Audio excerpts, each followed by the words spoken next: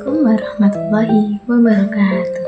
Hello everyone, my name is Nahdzia Alya Muqsith with student number 2052417 and I am a student of English Education Department at K.H. Abdurrahman Wahid University, Pekalongan. In this video, I am going to review our lesson in Islamic Studies methodology from first meeting to 16th meeting. My goal today is to share a clear summary and reflection on how this method helped us understand Islam scientifically, logically, and contextually in our modern world.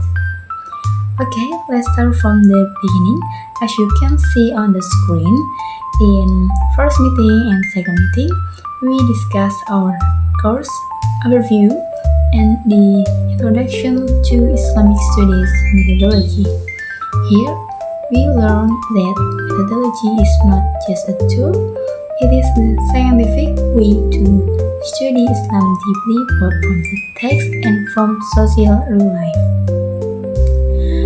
After understanding the basic, we move on to third meeting and fourth meeting.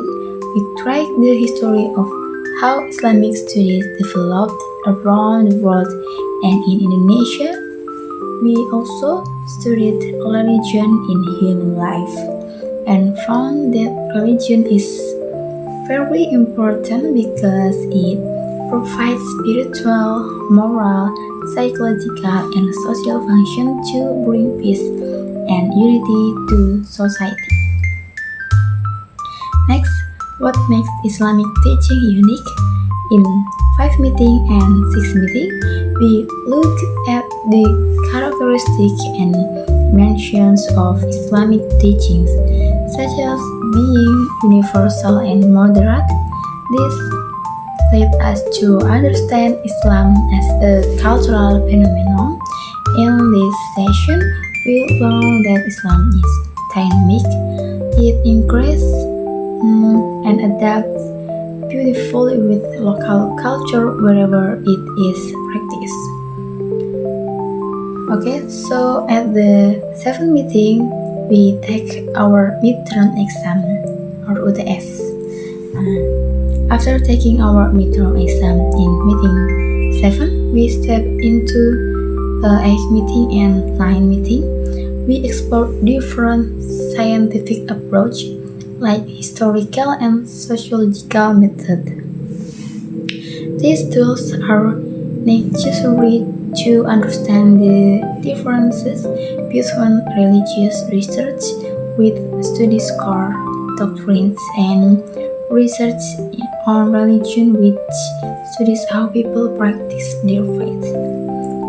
We then applied this method to the main source of Islam in meeting 10, 11, and 12. We learn about tafsir and hadith research models, focusing on how scholars check and the text and narrators to make sure they are authentic.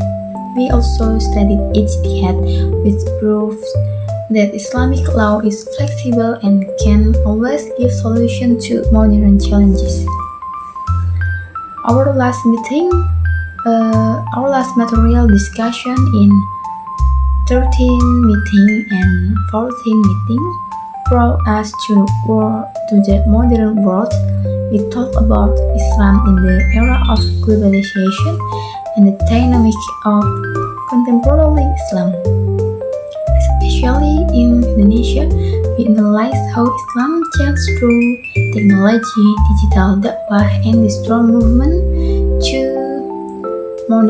religious moderation. To close this academic journey, let me share my general conclusion and personal reflection. The first is general conclusion. This course teaches us that we cannot understand Islam partially.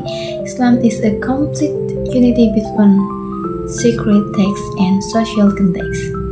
Second, personal reflection.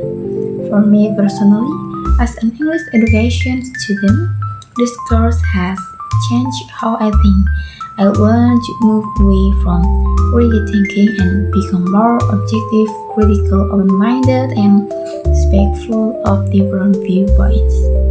Third, real-world relevancy in daily life, especially with so much fake news on social media. The analytical tools will learn act as a moral virtue. The future of peace in Indonesia depends heavily on how we promote religious moderation based on proper knowledge. Now we are ready for the mapping of Islamic studies in meeting 15 and final exam or UAS in meeting 16. I hope the knowledge we got does not on our exam papers but become a lifestyle that brings peace to others. Thank you very much to Mr. Ridoriadi for your wonderful guidance throughout this semester. I apologize for any mistake in my presentation. To close, let me share a short quote. Religion without science is lame, and science without proper religious methodology can lose its way. Thank you. Wabillahi taufiq wal hidayah. Wassalamualaikum warahmatullahi wabarakatuh.